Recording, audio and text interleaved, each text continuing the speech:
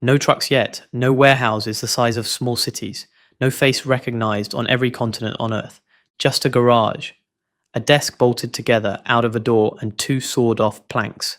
And one man, utterly convinced the internet was about to swallow the world whole, while almost everyone around him was convinced he'd lost his mind. Big things start small. He was wrong about almost nothing. That man would go on to build the largest retailer on the planet. I'm Jeff Bezos. What is your claim to fame? I'm the founder of Amazon.com. An invisible engine running half the internet without you ever seeing it work. A fortune so large that ordinary numbers simply stopped being useful to describe it. But it didn't start with any of that. It started with a bet. A specific, strange, almost reckless bet. One that nearly everyone in his life told him to his face was a mistake. Chapter 1. Albuquerque, New Mexico, 1964. A 17-year-old named Jacqueline has a baby. No money, no phone, a marriage that won't survive the decade. I was 2 weeks past my 17th birthday and a junior in high school when I gave birth to my first son, Jeff. She was a pregnant 16-year-old in Albuquerque, New Mexico in high school, which was not cool. Within a few years after divorce, she meets a Cuban immigrant named Mike Bezos, a man who had fled Castro's Cuba alone as a teenager. Mike adopts her son and gives him his name. That name, Jeffrey Bezos. As a child, he booby-trapped his own bedroom door to keep his siblings out. Not with a lock, with electronics. Most kids want privacy. This kid wanted a system. Summers were spent on his grandfather's ranch where the rule was simple. If something broke, you fixed it yourself because nobody was coming. That lesson never left him. At his high school graduation, or the moment every valedictorian is supposed to talk about the future in the vaguest, safest terms possible, 17-year-old Jeff Bezos stood up and announced he wanted to build hotels and amusement parks in orbit. Polite applause, a few concerned glances. Nobody in that room had the imagination to take him literally. That was their first mistake, and it would not be the last time people underestimated this guy. He went to Princeton for physics. Primarily because I wanted to study physics, and it's such a fantastic place. Discovered he wasn't going to be the best physicist in the room, and did something a lot of proud people can't do. He pivoted, fast, into electrical engineering and computer science, and graduated near the top of his class anyway. Then he did the sensible thing, Wall Street, a string of forgettable jobs before landing at D. Shaw. A hedge fund. By 30, he was one of the youngest senior vice presidents in the firm's history. That's also where he met Mackenzie. 3 months of dating. 3 months engaged. For a guy who ran everything through cold logic, this part of his life moved at a speed that made absolutely no spreadsheet sense. And it worked anyway. Then he saw a number that rearranged his entire future. Internet usage, growing at roughly 2,300% a year. Not a trend. A tidal wave. He made a list of 20 products he could sell into that wave. Music, clothing, software. One category kept winning. For a reason so simple it's almost funny. Drop by, not in person anyway. For the customer, Amazon exists only on the computer screen. But Bezos does have an office, so we wangled an invitation. And where's Amazon's headquarters? The public relations people told us to come to 1516 2nd Avenue between Pike and Pine in Seattle. There were more individual book titles in existence than items in any other retail category on Earth. And no physical store could ever hold them all. A website could. He told his boss he was quitting Wall Street to sell books on a technology most Americans had never touched. His boss, not unreasonably, told him it sounded like a great idea for someone who didn't have a good job. He left anyway.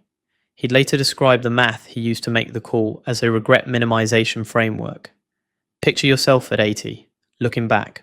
Which choice do you regret more? Trying and failing, or never trying at all? He and Mackenzie pointed a used Chevy Blazer towards Seattle. While she drove, he sat in the passenger seat typing the founding business plan on a laptop, somewhere between the East Coast and a future neither of them could have fully pictured yet. This is usually where an origin story ends and the movie begins. Ours is no different. Chapter 2. A garage, a door, and a bell. He almost called it cadabra, short for abracadabra. His lawyer misheard it over the phone as cadaver. That was the end of that idea. He briefly considered relentless and actually bought the domain name. Type it into a browser today, and it still quietly redirects to Amazon's homepage. In the end, he settled on Amazon, the largest river on Earth, a name that started with the letter A, and above all, a name big enough to hold an ambition he wasn't yet ready to say out loud. Not a bookstore, but the everything store. The company launched in the summer of 1994 with about $10,000 of his own personal money. Shortly after, he raised roughly $54,000 to $300,000 from his parents' savings. Money they would later admit they weren't sure they'd ever see again. Bezos built his desk out of a door because buying real office furniture felt like wasted capital. That door desk would become a kind of company mythology, a symbol that every unnecessary dollar spent internally was a dollar not spent on the customer. In July 1995, Amazon.com went live. The first order was for a dense, obscure book on artificial intelligence, hardly a bestseller, but then more orders came, and more. In the beginning, Bezos rigged a bell in the office to ring with every single sale, a small, satisfying chime of proof that the bet was working. Within a month, that bell was ringing so often they had to unplug it. The early operation was chaos by design. There was no packing table. Employees packed boxes kneeling on a concrete floor. Bezos drove shipments to the post office himself in his own car, dreaming of the day the company could afford a forklift. His young company had almost no safety net. He told early investors plainly that there was roughly a 70% chance they'd lose every dollar they put in. They stayed in anyway. In 1997, with the company still not making a dime of profit, Bezos took Amazon public. Wall Street was skeptical. One analyst famously predicted the company was doomed. But Bezos had a message for shareholders that would define the next 2 decades. This was never about short-term profit. It was about building infrastructure and market position first, and profit second, or third, or not at all for years, if that's what it took. He made another move that seemed reckless at the time. He let customers publicly criticize the products Amazon sold, right there on the product page. Competitors thought it was insane to let strangers trash talk your own inventory. Bezos understood something deeper. Trust was the actual product. If customers believed the reviews were honest, they'd believe everything else on the site too. And once they trusted the store, they didn't just buy, they came back. From books, Amazon expanded into music, then movies, then toys, then electronics. A relentless widening of what the everything store actually meant. And in 2000, Bezos made a decision that baffled almost everyone around him. He opened Amazon's platform to outside sellers, inviting direct competitors to list their products right next to his own. It looked like handing away the store. It was actually the opposite. Every outside seller expanded Amazon's catalog without Amazon having to own a single extra unit of inventory. And every sale, every search, every abandoned cart fed Amazon a stream of data about exactly what people wanted to buy next. He wasn't just building a store anymore, he was building a nervous system. Chapter 3. The Crash. March 2000, the dot-com bubble bursts. It isn't a correction, it's a purge. Pets.com, eToys. Dozens of companies that looked exactly like Amazon, gone within months. Amazon's own stock freefalls from an over $100 a share to under $6. The company lays off roughly a seventh of its staff. Side projects get killed on site. Bezos' own net worth collapses from over $10 billion to under $2 billion in less than 2 years. Run that line out a little further and the ending is zero. If this were a superhero movie, this is a scene where the hero loses the fight, loses the girl, loses the mentor, and questions everything. Bezos' version of that scene is him telling shareholders in writing, the stock is not the company and the company is not the stock. While the outside world was writing the obituary, the actual internal numbers, repeat customers, order volume, efficiency, kept getting better, not worse. So instead of panicking, he went cold, surgical, cut the burn rate, killed the fat, kept the door desk, and in the exact period everyone assumed Amazon was dying, its engineers were quietly finishing an internal tool built just to keep the company's own website from collapsing under its own growth. flexible modular computing power that could scale instantly. In 2002, almost nobody noticed when Amazon opened that tool up to the public. The company nearly went bankrupt trying to sell paper bags. And in the process of surviving, it accidentally built the plumbing for the next 20 years of the internet. Chapter 4: The Machine That Ate Industries. By the mid-2000s, Amazon had transformed from a scrappy survivor into something far more calculated. A company obsessed with never being caught off guard again. Massive fulfillment centers rose across the country, engineered down to the second. Barcode scanners, conveyor systems, and eventually robots, tracking every package and every worker in real time. In 2005, Bezos launched Amazon Prime, unlimited 2-day shipping for a flat annual fee. To competitors, it looked like financial self-sabotage. Free shipping on everything sounded like a fast way to bleed money. But Bezos understood something about human psychology that the spreadsheets alone didn't capture.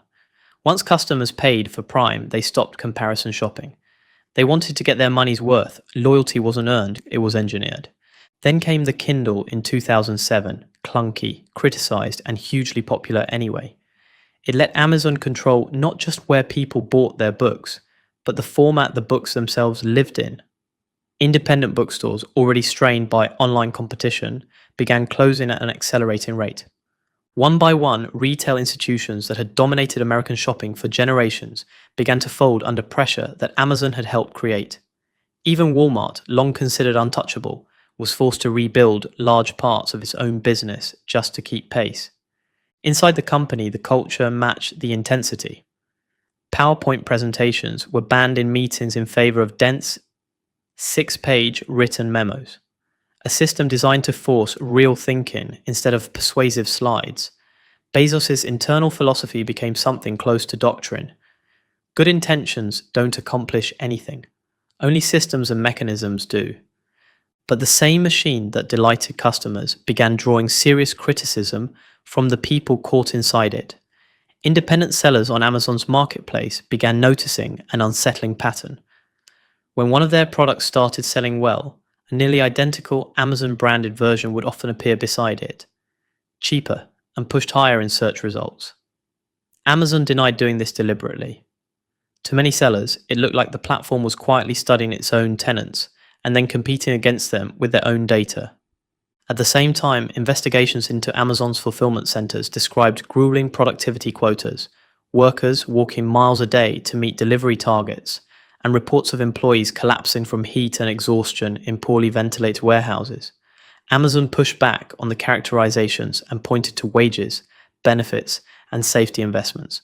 But the tension between customer obsession and the human cost of achieving it was becoming one of the company's defining controversies. By the late 2000s, Amazon wasn't just a store. In 2013, Bezos personally bought the Washington Post for $250 million. A struggling newspaper he believed simply needed someone who understood the internet.